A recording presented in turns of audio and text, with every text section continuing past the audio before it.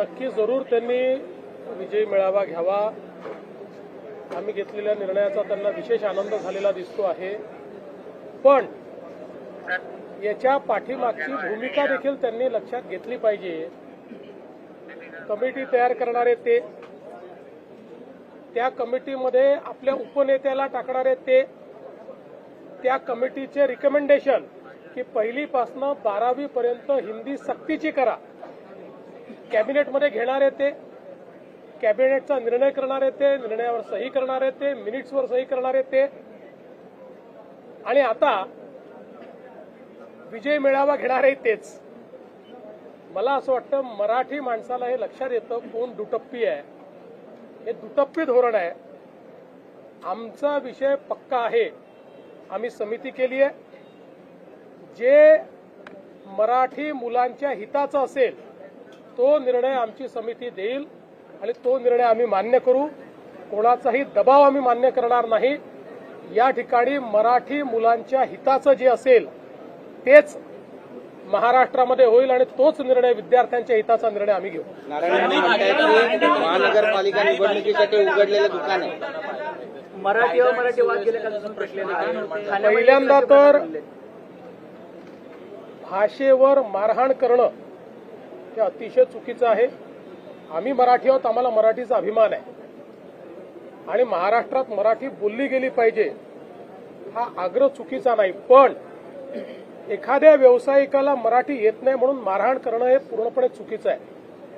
उद्या आपले अनेक मराठी भाषिक लोक वेगवेगळ्या राज्यामध्ये व्यवसाय करतात. त्यातल्या अनेकांना तिथली भाषा येत नाही म्हणून त्यांच्याशी पण अशीच वागणूक होईल का? भारतामध्ये अशा प्रकारची वागणूक आणि गुंडशाही ही योग्य नाहीये आणि म्हणून अशा प्रकारची गुंडशाही जर केली तर त्याच्यावर योग्य कारवाई ही केलीच जाईल.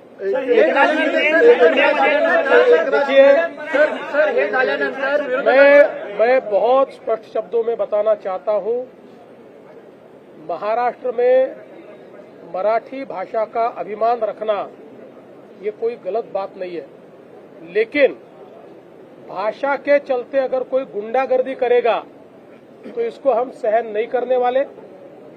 कोई अगर भाषा के आधार पर मारपीट करेगा तो ये सहन नहीं किया जाएगा.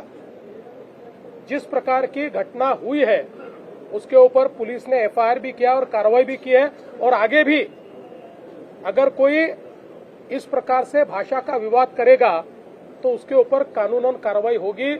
हमको हमारी मराठी का अभिमान है, लेकिन भारत की किसी भी भाषा के साथ इस प्रकार से अन्याय नहीं किया जा सकता. ये भी हमको ध्यान में रखना पड़ेगा. और मुझे तो कभी कभी आश्चर्य होता है कि ये लोग अंग्रेजी को गले लगाते हैं और हिंदी के ऊपर विवाद करते हैं. ये कौन सा विचार है और ये किस प्रकार की कार्रवाई है?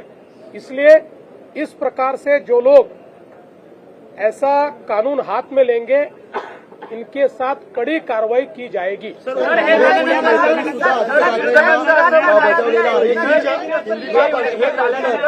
असं म्हणणं आहे की हा वाद एकनाथ शिंदे यांनी जय महाराष्ट्र जय गुजरात म्हटलं. व्यापाऱ्यांचा वादाचा काय अर्थ आहे? काय व्यापाऱ्यांनी त्या ठिकाणी व्यापार करू नये? एखादा मराठी व्यापारी हा जर आसाममध्ये जाऊन व्यापार करत असेल आणि त्याला जर आसामी भाषा शिकायला वेळ लागला तर काय त्याला आसाममधल्या लोकांनी मारायचं? त्याच्यामुळे हे योग्य नाही आहे. अशा प्रकारे वागणं योग्य नाही. खरा अभिमान असेल ना तर मराठीची सेवा करा. खरा अभिमान असेल मराठी शिकवा. खरा अभिमान असेल क्लासेस चालू करा. खरा अभिमान असेल तर लोकांना मराठी बोलायला प्रवृत्त करा. आणि खरा अभिमान असेल आपल्या मुलांनाही मराठी शिकवा ना, मराठी शाळेत टाका ना. अशा शाळेत का टाकता जिथे मराठी ही तिसरी भाषा आहे? आणि महानगरपालिकेच्या अशा शाळा का सुरू करता की ज्या शाळेमध्ये स्पष्टपणे लिहिलं आहे मराठी तिसरी भाषा असेल? हे इकडे चालतंय आणि त्या व्यापाऱ्यांना मारताय. हे योग्य नाहीये.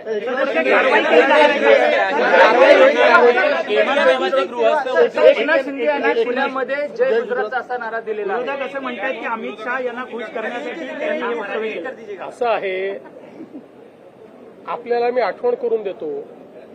यापूर्वी एकदा चिकोडीला छत्रपती शिवरायांच्या पुतळ्याचं उद्घाटन करताना माननीय शरद पवार साहेब हे जय महाराष्ट्र आणि जय कर्नाटक म्हणाले होते. याचा अर्थ काय, त्यांचं कर्नाटकावर जास्त प्रेम आहे आणि महाराष्ट्रावर प्रेम नाही असं ठरवायचं का?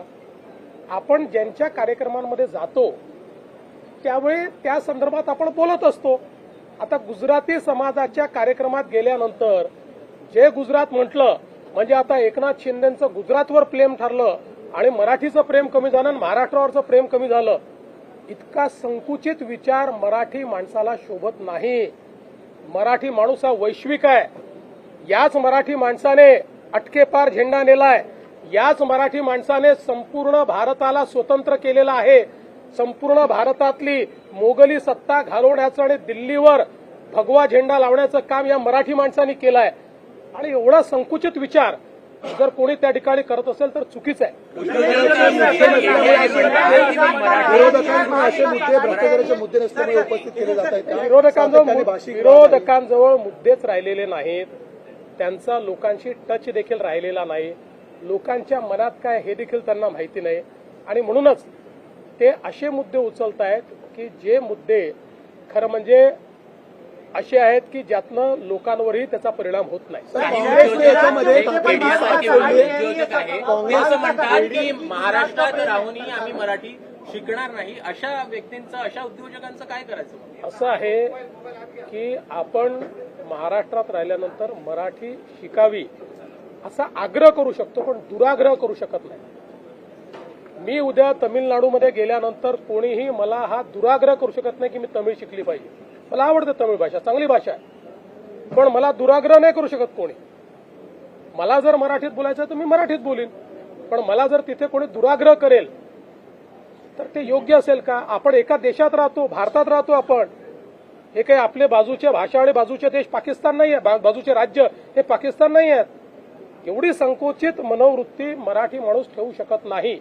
सर, कांग्रेसने ठाकरेंची साथ सोडल्याचं दिसतंय का? गुजरात पर प्रेम है, उनको आप क्या जवाब देंगे? देखिए, मैं याद दिलाना चाहता हूं, इससे पहले भी चिकोड़ी में जिस समय छत्रपति शिवाजी महाराज के प्रतिमा का अनावरण हो रहा था उस समय आदरणीय शरद पवार जी ने जय महाराष्ट्र जय कर्नाटक कहा था. उसका अर्थ ये होता है क्या कि शरद पवार जी को कर्नाटक ज्यादा प्यारा है और महाराष्ट्र प्यारा नहीं है? हम लोग जहां जाते हैं वहां के लोगों को जो अच्छा लगता है ऐसी बात हम लोग करते हैं, सभी नेता करते हैं. अब गुजराती समाज में जाने के बाद जय महाराष्ट्र और जय गुजरात कहा तो मुझे लगता है कि इसमें इतना बवाल करने की आवश्यकता नहीं है. हम एक भारत के लोग हैं, हम सारे लोग भारतीय हैं. हमको पहला अभिमान महाराष्ट्र का होना चाहिए, पर इसका मतलब ये नहीं है कि दूसरे राज्यों के प्रति हमको कोई गुस्सा हो या उनके प्रति हमारा कोई तिरस्कार हो. अब पाकिस्तान के प्रति तिरस्कार समझा जा सकता है, पर बाजू के राज्यों के प्रति तिरस्कार तो नहीं हो सकता है ना. इसलिए मुझे ये लगता है कि कहीं से भी इस वाक्य के माध्यम से शिंदे जी के महाराष्ट्र प्रेम पर अगर कोई प्रश्न चिन्ह लगाता है तो बहुत संकुचित विचार वो कर रहा है. सर, काँग्रेसचे नेते उदित राज यांनी सुद्धा याचवरून आदित्य ठाकरेंना सुनावलंय की तुम्ही सातत्याने या भाषिक वादावरती राजकारण केलेलं आहे. तुमची मुलं मात्र इतर शाळांमध्ये शिकतात. काँग्रेसचे नेते उदित राज ते काय बोलले मला माहिती. नाना पटोले म्हणतात की गुजरातचे जे नेते त्यांचा दबाव आहे महाराष्ट्राचे नेत्यांवर. डर का माहौल है, उन्हें क्या कैसे आश्वासन देंगे? नाना मीरा रोड की घटना के बाद कुछ लोग डर देखिए, के माहौल है. मीरा रोड की घटना के तुरंत बाद एफआईआर भी दाखिल हुआ और कार्रवाई भी हुई है. इस प्रकार से कोई भाषा के आधार पर गुंडागर्दी करेंगे तो हमारी सरकार उनको छोड़ेगी नहीं, उनके ऊपर कार्रवाई करेगी. मैं वापस कह रहा हूं, स्वभाषा का अभिमान होना चाहिए, मातृभाषा का अभिमान होना चाहिए, पर उसको आगे करके अगर कोई गुंडागर्दी करेगा तो सहन नहीं किया जाएगा. नाना पटोले ज्या पद्धतीनं म्हणतात गुजरातच्या नेत्यांचा दबाव आहे महाराष्ट्राच्या नेत्यांवरती, म्हणून नाना पटोलेंना दिल्लीच्या दबावाची सवय आहे, सोनियाजींच्या राहुलजींच्या दबावाची सवय आहे. त्याच्यामुळे त्यांना सगळीकडे असाच दबाव दिसतो. मी त्यांना सांगू इच्छितो, ही काँग्रेस नाही, ही भाजप आहे. वर्ली डोम में जनसभा माथाडी कामगारांच्या संदर्भातला एक पत्रकाराचा विषय मांडला होता की त्याच्यामध्ये सातारामधले जे व्यक्ती आहे माथाडी कामगारांनी ते करोडो रुपयांची प्रॉपर्टी केलेली दिसून आले. गोरगरिबांचे पैसे त्याच्यामध्ये मोठ्या प्रमाणामध्ये घेतले गेलेले आहेत. त्याची तक्रार सुद्धा दाखल झाली. इन्क्वायरी कशा स्वरूपात राहील, काय असेल? हे असं आहे की आत्ता माझ्याकडे त्याची पूर्ण माहिती नाही, पण प्रवीण दटकेंनी जे मांडलेलं आहे त्याची माहिती घेऊन निश्चित असं कोणी केलं असेल तर त्याच्यावर कारवाई केली जाईल.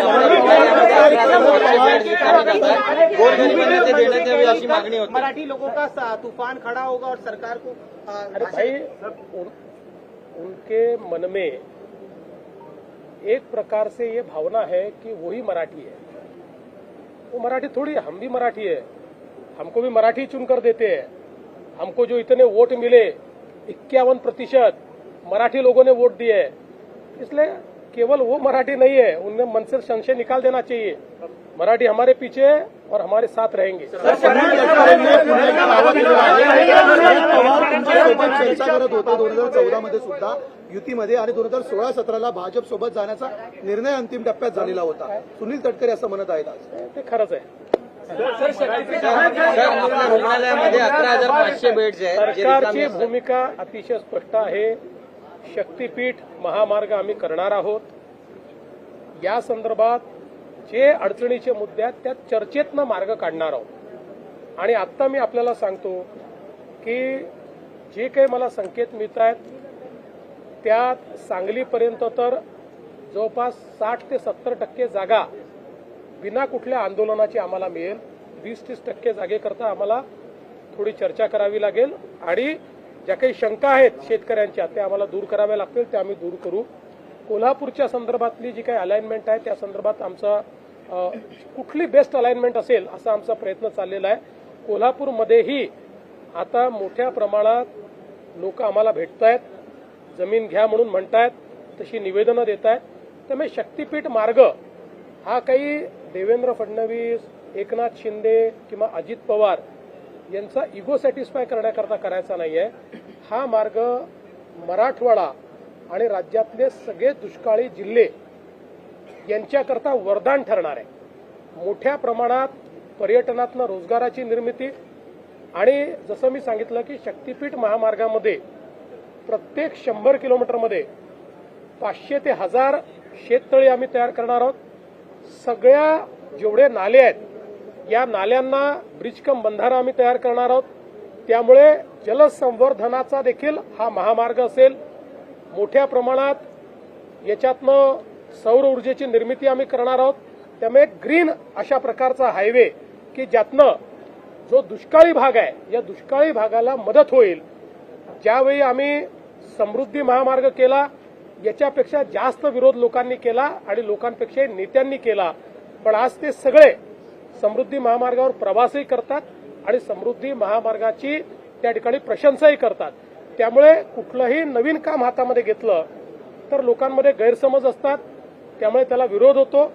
पण विरोधाकरता जर आपण या ठिकाणी सगळे इन्फ्रास्ट्रक्चर प्रोजेक्ट बंद केले तर महाराष्ट्राचा कधीच विकास होणार नाही. त्यामुळे लोकशाहीमध्ये ज्याला अधिक लोकांचा पाठिंबा आहे ती गोष्ट ही केली पाहिजे आणि या महामार्गाला अधिक लोकांचा पाठिंबा आहे. काही राजकीय लोक हे जाणीवपूर्वक राजकारण आणून त्याच्यामध्ये वेगळ्या प्रकारे त्याला नेण्याचा प्रयत्न करतायत, पण जनता आम्हाला साथ देईल.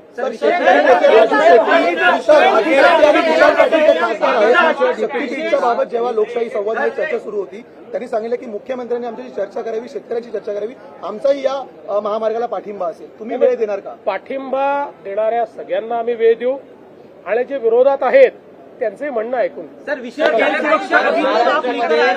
जेवढे खासगी रुग्णालय कहना है कि हम इसका विरोध करेंगे, आप जनता की स्वतंत्रता पर आघात करने वाले इस बिल के जरिए. देखिए, अब इसको जो विरोध है ये केवल राजनीतिक विरोध रहा है, क्योंकि जो ज्वाइंट सिलेक्ट कमेटी है इसमें क्लॉज बाय क्लॉज इसके ऊपर चर्चा हुई और कुछ भी ऑब्जेक्शनेबल उसमें कोई निकाल नहीं पाया. हाँ, कुछ 2-3 उन्होंने चेंजेस मांगे थे वो कर दिए हमने. इसलिए अब ज्वाइंट सिलेक्ट कमेटी ने एक मत से दिया है. एक भी ज्वाइंट सिलेक्ट कमेटी में इसका जो रिपोर्ट आया है उसमें एक भी डिसेंट नोट नहीं है. There is no dissent note. इसलिए हम लोग इसको लाएंगे और इसको मंजूर करेंगे.